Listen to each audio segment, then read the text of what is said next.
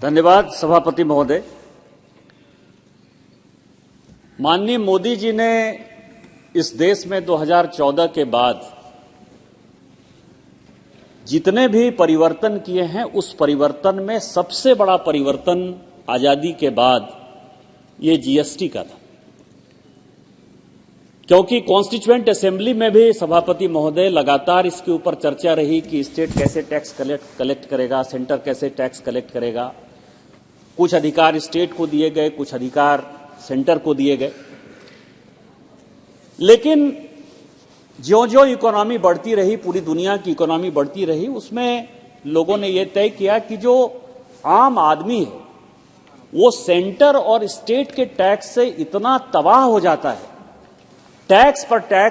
Tax इतना हो जाता है कि जब फाइनली वो कंज्यूमर तक कोई प्रोडक्ट जाता है तो उसका दाम इतना बढ़ जाता है जिसमें कि जो गरीब आदमी है, जो मध्यम वर्ग का आदमी है,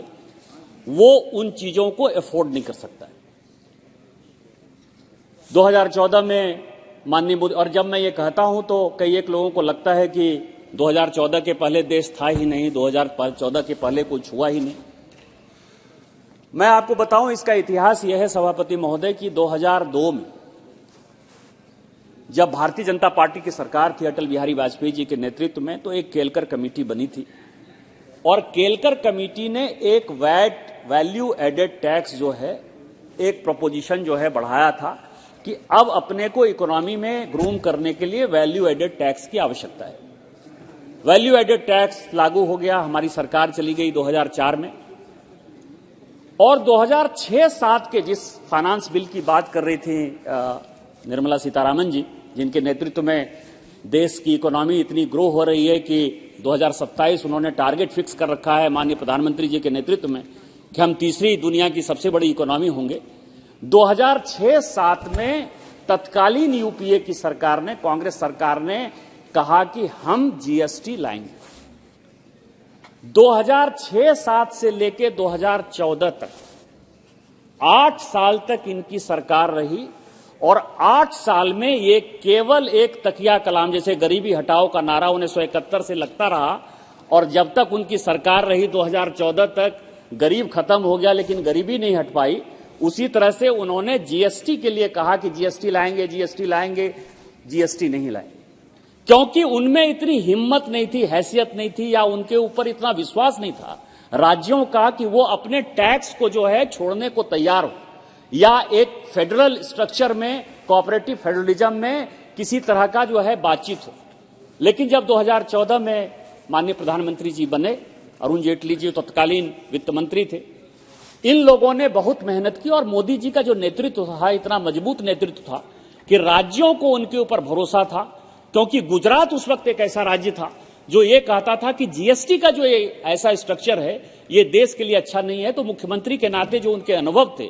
उस अनुभव के आधार पर 2006-07 में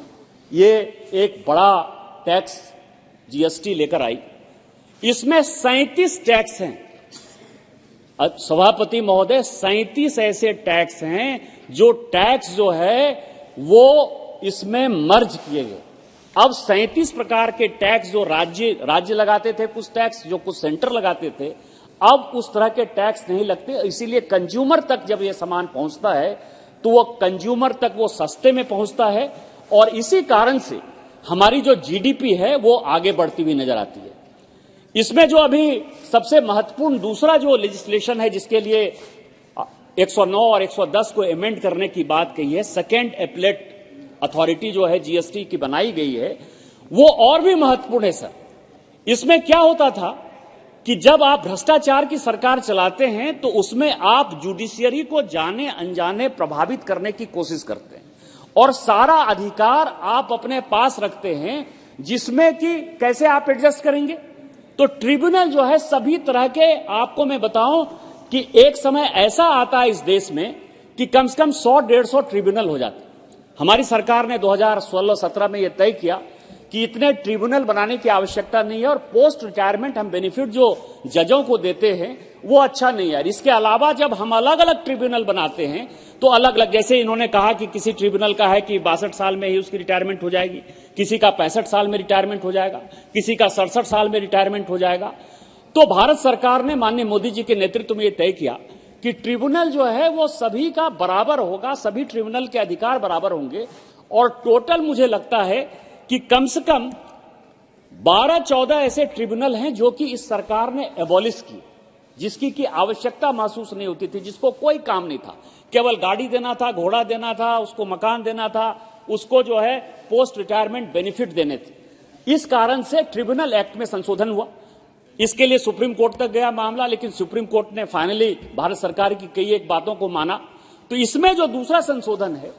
जिसके लिए कि अभी बिल आने वाला है माननीय गृह मंत्री जी का, कि किस तरह से सीआरपीसी, आईपीसी और एविडेंस एक्ट में चेंज होगा, जिसमें कि लोगों को न्याय मिलेगा। लेकिन जीएसटी चूंकि टैक्स का मामला है और टैक्स का लिटिगेशन इतना बड़ा होता है कि उस टैक्स के लिटिगेशन को लोगों को समझना, उसके पैसे को करना, क्योंकि यदि पैसा भारत सरकार की किटी में भी हो तो उसको टैक्स देना पड़ता है, उसको इंटरेस्ट देना पड़ता है। इस कारण से जब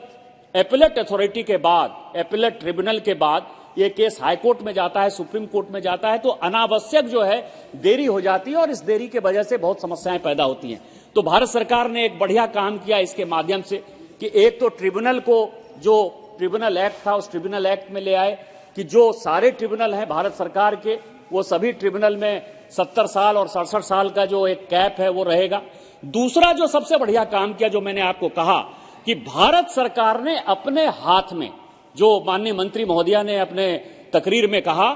कि हमने जस्टिस संजीव खन्ना, जो सीटिंग सुप्रीम कोर्ट के जज हैं, जो नंबर 2 जज हैं, उनके नेतृत्व में कमेटी बनेगी और वो कमेटी तय करेगी कि इसका प्रेसिडेंट कौन होगा, इसका मेंबर कौन होगा। और इवन स्कोप ज्यादा वाइडर करने के लिए, जज से भी ज्यादा स्कोप वाइडर करने के लिए, जो लड़के बहुत ही तेज तर्रार हैं, पढ़ने में तेज हैं, जिनको टैक्स के बारे में अथॉरिटी है, उनका यदि 10 साल का अनुभव है तो वो भी इसके लिए एलिजिबल हो सकते हैं। तो एक बड़ा जो है पुल इन्होंने तैयार किया। तो इसमें एक तो ये होगा कि जजमेंट बहुत आसानी से होगा, दूसरा हाईकोर्ट में जो लिटिगेशन फंसता है वो हाईकोर्ट का लिटिगेशन कम होगा, और तीसरा जो आम कंज्यूमर,